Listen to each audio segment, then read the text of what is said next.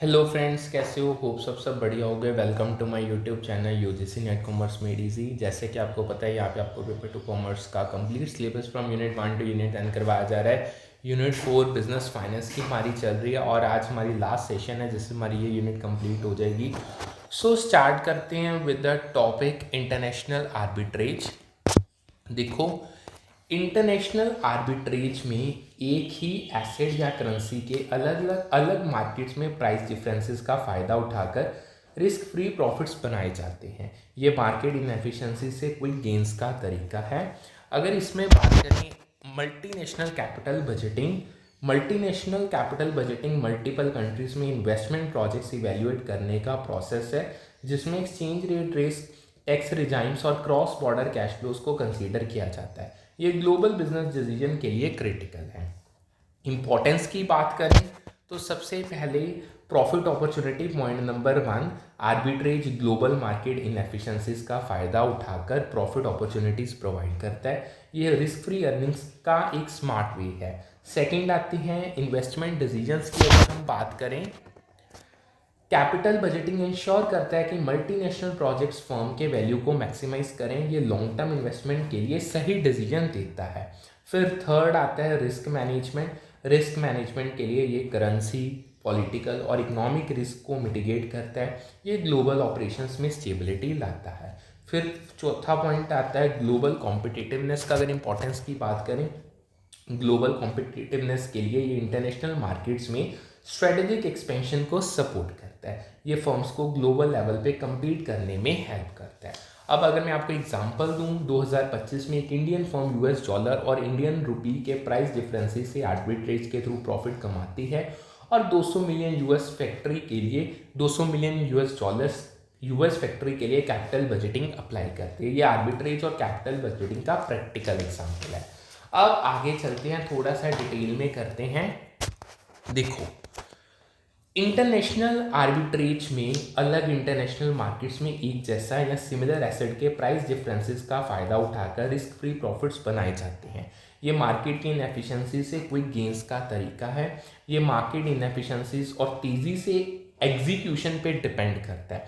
Fast action के बिना arbitrage opportunities miss हो सकते हैं। इसके टाइप्स की बात करें, सबसे पहला प्योर आर्बिट्रेज में एक ही एसेट के अलग मार्केट में प्राइस डिफरेंसेस का फ़ायदा उठाया जाता है। ये सिंपलेस्ट फॉर्म है आर्बिट्रेज का। अगर एग्जांपल दूं, इंडिया में एक स्टॉक 100 में खरीद कर यूएस में 102 में बेचा, ये प्योर आर्बिट्रेज का प्रैक्टिकल एग्जांपल है। दूसरा आता है कवर्ड इंटरेस्ट आर्बिट्रेज में कंट्रीज के इंटरेस्ट रेट डिफरेंसेस से प्रॉफिट किया जाता है एक्सचेंज रेट रिस्क को हेज करके।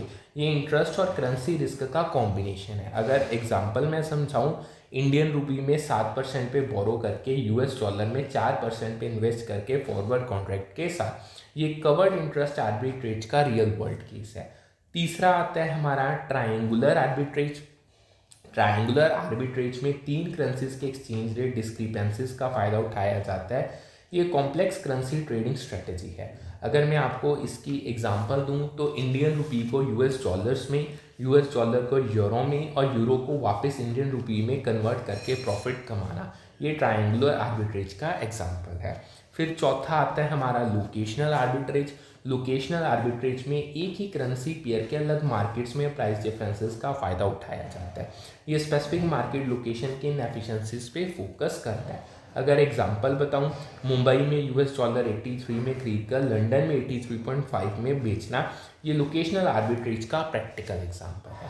अब आगे बढ़ते हैं, मैकेनिज्म्स को समझते हैं। देखो, मैकेनिज्म्स में कवर्ड इंटरेस्ट रेट की अगर हम बात करें तो इसका ये रे देखो, फॉरवर्ड रेट का फॉर्मूला स्पॉट रेट को डोमेस्टिक, पहले मैंने यहाँ पे आपको टिक कर दो एक मिनट। ये देखो, ये वाला करने जा रहे हैं हम, फॉरवर्ड रेट, उसको that is spot rate multiply by 1 plus R D divided by 1 plus R F. ठीक है जी, जहाँ पे R D domestic interest rate है और R F foreign interest rate. Forward rate का फॉर्मूला स्पॉट रेट को domestic interest rate और foreign interest rate के रेशियो से कैलकुलेट करता है। ये फ्यूचर एक्सचेंज रेट के को प्रेडिक्ट करने का मैथमेटिकल वे है। अगर एग्जांपल की बात करें, स्पॉट रेट मान लो 83 रुपीज़ पर US dollar, domestic interest rate 8% और फॉरेन जो है वो है 4% के साथ 1 ईयर फॉरवर्ड रेट 84.62 पर यूएस डॉलर आता है। ये कवर्ड इंटरेस्ट रेट आर्बिट्रेज का कैलकुलेशन है। अगर स्ट्रेटजी किस में बात करें, स्ट्रेटजी है इंडियन रुपी बोरो करना, यूएस डॉलर में कन्वर्ट करना, फिर यूएस डॉलर में इन्वेस्ट करना और यूएस डॉलर को फॉरवर्ड सेल करना। ये रिस्क फ्री प्रॉफिट के लिए स्ट्रक्चर्ड अप्रोच है। फिर आता है हमारा ट्रायंगुलर आर्बिट्रेज। ट्रायंगुलर आर्बिट्रेज में मिस अलाइंड क्रॉस रेट्स जैसे इंडियन रुपी या यूएस डॉलर या यूरो या इंडियन रुपी आइडेंटिफाई किए जाते हैं। ये करेंसी एक्सचेंज रेट के मिसमैच का फायदा उठाता है। ठीक है जी। अगर Indian rupee divided by US dollar अगर एग्जांपल दूं, वो ₹83 है, US dollar divided by euro 0.85 है, लेकिन euro divide by Indian rupee 95 है, जबकि 97.65 होना चाहिए। तो 3 करेंसीज के थ्रू आर्बिट्रेट किया जाता है। ये ट्रायंगुलर आर्बिट्रेज का एग्जांपल है। अब यहाँ पे ना एक क्वेश्चन आया, प्रीवियस ईयर क्वेश्चन वो करवाने जा रहा हूँ, वो है basically sequence of international arbitrage operations. ये मैं आपको अब क्वेश्चंस करवाने जा रहा हूँ, बहुत इंपॉर्टेंट क्वेश्चन है। देखो, सबसे पहले नंबर 1, पहले आर्बिट्रेज का अपॉर्चुनिटी आइडेंटिफाई किया जाता है। ये मार्केट में प्राइस डिफरेंसेस ढूंढने का स्टेप है। फिर दूसरा, ट्रांजैक्शन कॉस्ट को रिव्यू किया जाता है ताकि प्रॉफिटेबिलिटी कंफर्म हो। हाई कॉस्ट प्रॉफिट को कह सकते हैं। तीसरा, एसेट को उस मार्केट में खरीदा जाता है जहां प्राइस लो है। ये आर्बिट्रेज का एग्जीक्यूशन का पहला एक्शन है। फिर आता है एसेट को उस मार्केट में बेचा जाता है जहां प्राइसेस ज़्यादा हैं। ये प्रॉफिट लॉक करने का स्टेप है। और लास्ट, आखिर में प्रॉफिट को कलेक्ट किया जाता है। ये आर्बिट्रेज का फाइनल गोल होता है। अब अगेन एपीटी का आर्बिट्रेज प्राइसिंग थ्योरी का एक लॉजिकल सीक्वेंस पूछा गया था, प्रीवियस ईयर क्वेश्चन ही है। सबसे पहले देखो, एपीटी में पहला स्टेप मैक्रो इकोनॉमिक फैक्टर जैसे interest rates, inflation, GDP growth, exchange rates को आइडेंटिफाई करना है जो एसेट रिटर्न्स पे असर डालते हैं। ये एसेट प्राइसिंग का फाउंडेशन है। फिर फैक्टर्स में interest rates, inflation rates, GDP growth, exchange rates वगैरह शामिल हो सकते हैं। ये इकोनॉमिक इंडिकेटर्स एसेट के वैल्यू को इन्फ्लुएंस करते हैं। Next, macro economic factors identify होने के बाद हर फैक्टर के रिस्क प्रीमियम को एस्टिमेट किया जाता है। ये हिस्टोरिकल डाटा से फैक्टर्स और रिटर्न के रिलेशंस को कैलकुलेट करते हैं। फिर इसमें हिस्टोरिकल डाटा एनालाइज करके फैक्टर्स और एसेट रिटर्न्स के बीच रिलेशनशिप कैलकुलेट किया जाता है। ये रिस्क प्रीमियम के लिए एक्यूरेट एनालिसिस देता है। नेक्स्ट, आखिर में फैक्टर सेंसिटिविटीज या बेटास एस्टिमेट किए जाते हैं, जो बीटास कह लो, जो रिस्क होते हैं जो एसेट रिटर्न के मैक्रो इकोनॉमिक फैक्टर के चेंजेस के रिस्पॉन्सिवनेस को शो करते हैं। ये एक्सपेक्टेड रिटर्न कैलकुलेट करने में हेल्प करते हैं। और लास्ट 6 स्टेप, ये सेंसिटिविटीज फैक्टर एक्सपोजर के बेसिस पे एसेट के एक्सपेक्टेड रिटर्न को डिटरमाइन करने में हेल्प करते हैं। ये एपीटी का फाइनल स्टेप है एसेट प्राइसिंग में। अब ना एक क्वेश्चन था कंडीशंस के रिलेटेड, जो सबसे पहली है, देखो आर्बिट्रेज के लिए मार्केट इनएफिशिएंसीज यानी जो टेम्परेरी प्राइस डिफरेंसेस हैं वो ज़रूरी हैं। ये आर्बिट्रेज अपॉर्चुनिटीज़ का बेस है।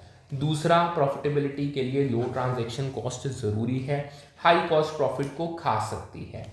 तीसरा, तेजी से एग्जीक्यूशन के लिए हाई स्पीड ट्रेडिंग सिस्टम चाहिए, ये अपॉर्चुनिटीज़ को क्विकली कैप्चर करता है। चौथा, मल्टीपल मार्केट्स और लिक्विडिटी तक एक्सेस बहुत ज़रूरी है, ये आर्बिट्रेज के लिए नेसेसरी इंफ्रास्ट्रक्चर देता है। अगर एग्जांपल की बात करूं, एक हेज फंड एल्गोरिथम ट्रेडिंग से रियल टाइम में ट्रायंगुलर आर्बिट्रेज एग्जीक्यूट करता है, इंडियन रुपी, यूएस डॉलर या यूरो के मिसअलाइनमेंट से प्रॉफिट को कमाता है। ये मॉडर्न आर्बिट्रेज का हाईटेक मैंने आपको एग्जांपल बताया है।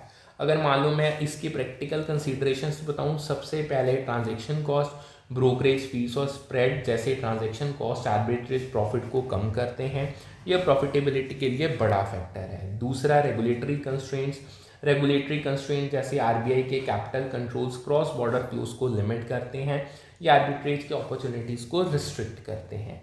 तीसरा मार्केट एफिशिएंसी की बात करें तो 2025 में हाई फ्रीक्वेंसी ट्रेडिंग की वजह से मार्केट एफिशिएंसी बढ़ जाती है जो आर्बिट्रेज अपॉर्चुनिटीज़ को कम करती है। ये मॉडर्न मार्केट्स का चैलेंज है। चौथा रिस्क आता है एग्जीक्यूशन डिलेस या अनएक्सपेक्टेड मार्केट मूवमेंट से लॉसेस हो सकते हैं। ये आर्बिट्रेज के रिस्क को हाईलाइट करता है। और अगर एग्जांपल दूं, एक इंडियन बैंक यूएस डॉलर और इंडियन रुपी रेट्स पे आर्बिट्रेज करता है लेकिन आरबीआई के कैपिटल आउटफ्लो रिस्ट्रिक्शंस का सामना करता है जिसके लिए केयरफुल कंप्लायंस जरूरी है। ये प्रैक्टिकल चैलेंजेस हैं। होप सो ये आपको क्लियर होगा। अब लास्ट टॉपिक पे मूव ऑन करते हैं जो है हमारा मल्टीनेशनल कैपिटल बजटिंग का। देखो, मल्टीनेशनल कैपिटल बजटिंग में मल्टीपल कंट्रीज के इन्वेस्टमेंट प्रोजेक्ट्स इवेल्युएट किए जाते हैं। एक्सचेंज रेट फ्लक्चुएशंस, टैक्स के डिफरेंसेस, पॉलिटिकल रिस्क और क्रॉस बॉर्डर कैश फ्लोज को कंसीडर करके ये ग्लोबल इन्वेस्टमेंट के लिए कॉम्प्लेक्स डिसीजन मेकिंग प्रोसेस है। अगर हम इसके फ्रेमवर्क की बात करें तो सबसे पहला estimate cash flows, host country की करेंसी में प्रोजेक्ट के कैश इनफ्लोस और आउटफ्लोस को एस्टिमेट किया जाता है। ये प्रोजेक्ट के फाइनेंशियल प्रोजेक्शंस का पहला स्टेप है। दूसरा, एक्सचेंज रेट्स को एडजस्ट किया जाता है। कैश फ्लोस को पेरेंट कंपनी की करेंसी में कन्वर्ट किया जाता है एक्सचेंज रेट्स के साथ। ये एक्यूरेट वैल्यूएशन के लिए ज़रूरी है। तीसरा, इनकॉर्पोरेट रिस्क, करेंसी, पॉलिटिकल और इकोनॉमिक रिस्क को काउंट में लिया जाता है। ये प्रोजेक्ट की फिजिबिलिटी और रिलायबिलिटी को असेस करते हैं। चौथा, applied discount rate, weighted average cost of capital या रिस्क एडजस्टेड रेट का यूज़ करके डिस्काउंट रेट अप्लाई किया जाता है। ये फ्यूचर कैश फ्लोज की प्रेजेंट वैल्यू को कैलकुलेट करता है। फिर कैपिटल बजटिंग टेक्निक्स को इवेल्युएट किया जाता है। कैपिटल बजटिंग टेक्निक्स जैसे एनपीवी और आईआरआर से प्रोजेक्ट्स इवेल्युएट किए जाते हैं। ये इन्वेस्टमेंट के प्रॉफिटेबिलिटी को मेजर करता है। अगर एग्जांपल बताऊं, एक इंडियन फर्म यूएस में $100 मिलियन की फैक्ट्री को इवेल्युएट करती है। यूएस डॉलर कैश फ्लोज को इंडियन रुपी में कन्वर्ट करके एनालिसिस करते हैं। ये मल्टीनेशनल कैपिटल बजटिंग का एग्जाम्पल है। अब इसमें हम टेक्निक्स की बात करें तो टेक्निक्स में सबसे पहले देखो, net present value NPV formula future cash flows को डिस्काउंट रेट से प्रेजेंट वैल्यू में लाता है और इनिशियल इन्वेस्टमेंट सब्ट्रैक्ट करता है। ये प्रोजेक्ट के ओवरऑल वैल्यू को मेजर करता है। एडजस्टमेंट की बात करें, फॉरेन कैश फ्लोज को एक्सपेक्टेड एक्सचेंज रेट के साथ डोमेस्टिक करेंसी में कन्वर्ट किया जाता है। ये करेंसी फ्लक्चुएशंस के इम्पैक्ट को अकाउंट करता है। लाइक अगर एग्जांपल दूं, $10 मिलियन का एनुअल कैश फ्लो 5 साल के लिए 83 पर यूएस डॉलर पे 10% डिस्काउंट रेट के साथ यानी एनपीवी 315.45 करोड़ आती है। ये एनपीवी कैलकुलेशन का रियल वर्ल्ड एग्जांपल है। यही अगर इंटरनल रेट ऑफ रिटर्न की बात करें, आईआरआर वो रेट है जहां एनपीवी 0 होता है। ये प्रोजेक्ट की प्रॉफिटेबिलिटी का मेजर है। एग्जांपल अगर दूं, 100 मिलियन इन्वेस्टमेंट और 25 मिलियन एनुअल कैश फ्लोस वाले प्रोजेक्ट का आईआरआर 12% है। ये आईआरआर का प्रैक्टिकल कैलकुलेशन एग्जांपल है। अब बात करते हैं एडजस्टमेंट्स कुछ आती हैं जो हमें समझनी पड़ेगी। ये प्रीवियस ईयर क्वेश्चन ही है। इसमें सबसे पहला exchange rate risk. Exchange rate risk के लिए फॉरवर्ड रेट्स या एक्सपेक्टेड स्पॉट रेट्स का यूज़ करके कैश फ्लोज कन्वर्ट किए जाते हैं। ये करेंसी फ्लक्चुएशन से प्रोटेक्शन देते हैं।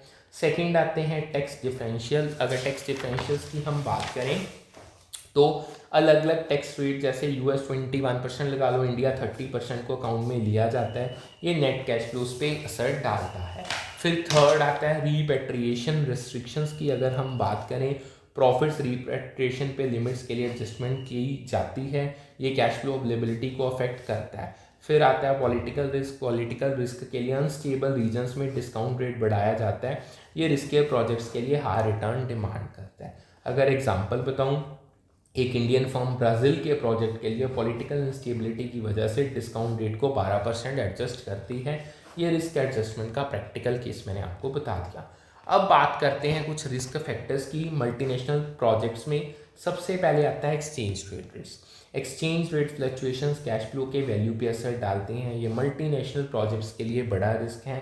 लाइक एग्जांपल अगर दूं, इंडियन रुपी का 83 से 85 यूएस डॉलर तक डेप्रिशिएट होना यूएस डॉलर प्रोजेक्ट के कॉस्ट को बढ़ाता है।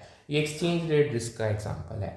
फिर आते हैं second political risk. Government policies में चेंजेस या एक्सप्रोप्रिएशन पॉलिटिकल रिस्क का हिस्सा है। ये प्रोजेक्ट के ऑपरेशंस और प्रॉफिटेबिलिटी को अफेक्ट करती है। लाइक एग्जांपल के थ्रू बताऊं तो होस्ट कंट्री में नया टैक्स लॉ प्रोजेक्ट की प्रॉफिटेबिलिटी कम करता है।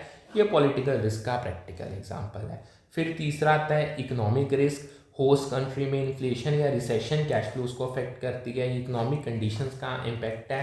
होस्ट कंट्री में हाई इन्फ्लेशन रियल रिटर्न्स को कम करती है। ठीक है, ये इकोनॉमिक रिस्क का मैंने एग्जांपल बता दिया आपको। फिर आते हैं cultural and operational risk. Business practices और रेगुलेशंस के डिफरेंसेस कल्चरल और ऑपरेशनल रिस्क क्रिएट करते हैं। ये मल्टीनेशनल ऑपरेशंस में चैलेंजेस लाते हैं। लाइक यूरोप के लेबर लॉस एक इंडियन फर्म के प्रोजेक्ट कॉस्ट को बढ़ाते हैं। ठीक है जी, ये आपको एग्जांपल मैंने बता दी। अब एक और प्रीवियस ईयर क्वेश्चन है, major factors leading to capital rationing. ये बहुत इंपॉर्टेंट है।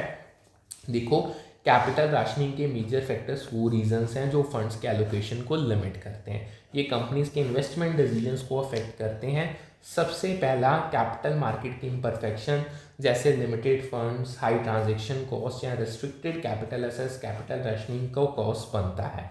ये फंड्स की अवेलेबिलिटी को कम करता है। कंपनीज इक्विटी शेयर बेस बढ़ाने से डरती हैं क्योंकि ओनरशिप डिल्यूशन और कंट्रोल लॉस का डर होता है। ये सेकंड मेन कारण है। ये कैपिटल रेजिंग के ऑप्शंस को लिमिट करता है। तीसरा आता है इनएबिलिटी टू मैनेजमेंट कैपेबिलिटीज या रिसोर्सेज की कमी से कैपिटल राशनिंग होती है क्योंकि companies additional capital effectively use नहीं कर पाती। ये ऑपरेशनल कंस्ट्रेंट का रिजल्ट है। फिर आती हैं डेफिशिएंसीज की। अगर बात करें तो मार्केट इन्फॉर्मेशन की कमी कैपिटल अवेलेबिलिटी को अफेक्ट करती है क्योंकि इन्वेस्टर्स बिना सफिशिएंट इन्फॉर्मेशन के फंड्स देने से हेजिटेट करते हैं। ये इन्वेस्टर कॉन्फिडेंस पे असर डालता है। अब बात करते हैं, थोड़ा सा डिटेल में चलते हैं। मेन आता है पॉलिटिकल रिस्क। देखो, political risk adverse political events, action या इंस्टेबिलिटी से होता है जो मल्टीनेशनल कंपनीज के ऑपरेशंस और प्रॉफिटेबिलिटी को अफेक्ट करता है। ये ग्लोबल बिजनेस के लिए मेजर चैलेंज है। इसमें गवर्नमेंट पॉलिसी में changes, regulatory environments, political instability, asset expropriation और जियो पॉलिटिकल कॉन्फ्लिक्ट शामिल होते हैं। ये अनप्रेडिक्टेबल इवेंट्स प्रोजेक्ट के सक्सेस को थ्रेटन करते हैं। मल्टीनेशनल कैपिटल बजटिंग में पॉलिटिकल रिस्क का कंसिडरेशन अलग कंट्रीज के इन्वेस्टमेंट प्रोजेक्ट्स इवैल्यूएट करते वक्त क्रूशियल होता है। ये प्रोजेक्ट फिजिबिलिटी को असेस करने में की है। इसमें पॉलिटिकल फैक्टर्स के कैश फ्लोज, प्रॉफिटेबिलिटी और प्रोजेक्ट फिजिबिलिटी पे पोटेंशियल इम्पैक्ट को असेस किया जाता है। ये रिस्क एनालिसिस का इम्पॉर्टेंट पार्ट है। ठीक है, अब इसमें thorough risk assessment, political environment का एनालिसिस और रिस्क मैनेजमेंट स्ट्रेटजीज इंप्लीमेंट करना शामिल है पॉलिटिकल रिस्क को मिटिगेट करने के लिए। ये प्रोएक्टिव रिस्क मैनेजमेंट देता है।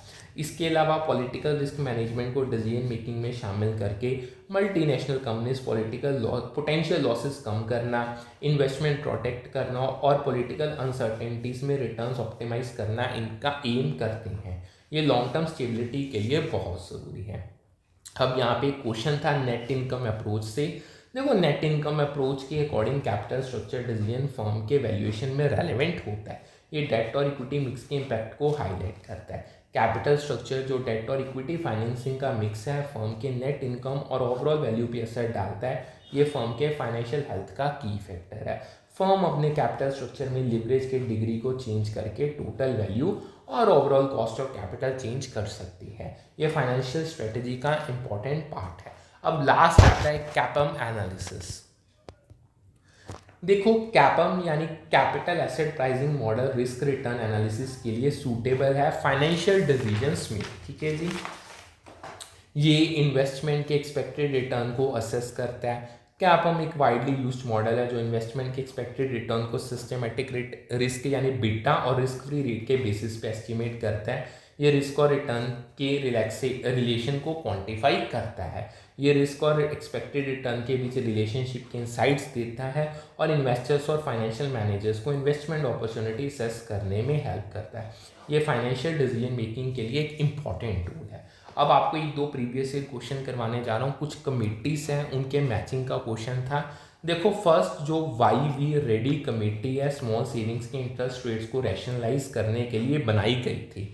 ये सेविंग स्कीम्स के लिए फेयर रेट सेट करती है। फिर जो second Rashid Jilani committee cash credit system की जगह रिवाइज्ड लेंडिंग मेथड सजेस्ट करती है।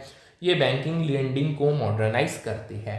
तीसरी SM Kelkar committee regional rural banks के डेवलपमेंट और ऑपरेशंस पे फोकस करती है। ये रूरल बैंकिंग को स्ट्रेंथन करती है। चौथी IT west committee working capital lending के नॉर्म सेट करती है। ये बिजनेस के शॉर्ट टर्म फाइनेंसिंग को रेगुलेट करती है। अब एक और प्रीवियस ईयर क्वेश्चन है, देखो, एग्जिम बैंक ऑफ इंडिया के मेजर प्रोग्राम्स में एक्सपोर्टिंग कंपनीज के लिए फाइनेंस शामिल है, जैसे टर्म लोन्स, वर्किंग कैपिटल और ओवरसीज इन्वेस्टमेंट फाइनेंस। ये इंडियन एक्सपोर्टर्स के ग्लोबल ग्रोथ को सपोर्ट करता है, ये चीज़ आपने याद रखनी है। फिर पोस्ट शिपमेंट क्रेडिट एक्सपोर्टर्स को गुड शिपमेंट के बाद दिया जाता है, ये एक्सपोर्टर्स के कैश फ्लो को सपोर्ट करता है, ये सेकेंड चीज़ है। गवर्नमेंट ऑफ इंडिया ने रिसेंट डिकेड्स में प्राइवेटाइजेशन के लिए स्ट्रेटेजिक सेल को सबसे पॉपुलर रूट अपनाया है, ये पब्लिक सेक्टर एंटरप्राइजेस के ओनरशिप ट्रांसफर का तरीका है। स्ट्रेटेजिक सेल में गवर्नमेंट अपने पब्लिक सेक्टर एंटरप्राइज के इक्विटी शेयर्स प्राइवेट एंटिटी या दूसरे पब्लिक सेक्टर एंटरप्राइज को बेचती है, ये ओनरशिप और मैनेजमेंट कंट्रोल ट्रांसफर करता है। ओनरशिप या ये ट्रांसफर प्राइवेट एंटिटी को एंटरप्राइज के मैनेजमेंट और ऑपरेशंस का कंट्रोल देता है, ये प्राइवेटाइजेशन का एक मेजर ऑब्जेक्टिव है। फिर जो एफएक्स स्पॉट दो पार्टीज के बीच एग्रीमेंट है, जिसमें एक करेंसी को दूसरी करेंसी के अगेंस्ट सेपरेट प्राइस पे स्पॉट डेट पे सेटल किया जाता है, ये इमीडिएट करेंसी एक्सचेंज का मेथड है।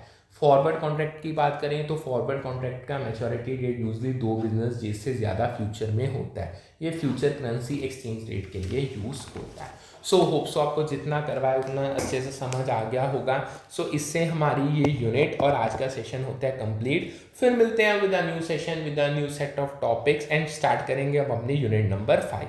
Thank you.